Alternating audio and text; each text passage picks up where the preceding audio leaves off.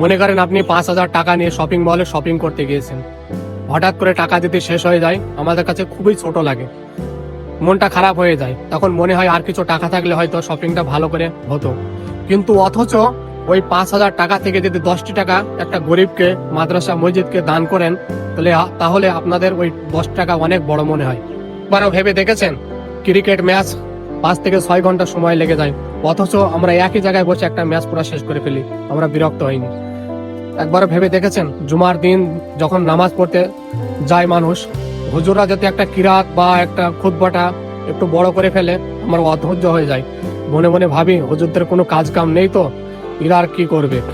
24 ঘন্টার ভেতরে আমাদের 5 ওয়াক্ত নামাজ 1 থেকে 1.5 ঘন্টার সময় লাগে, তো আমরা সময় দিতে পারি না।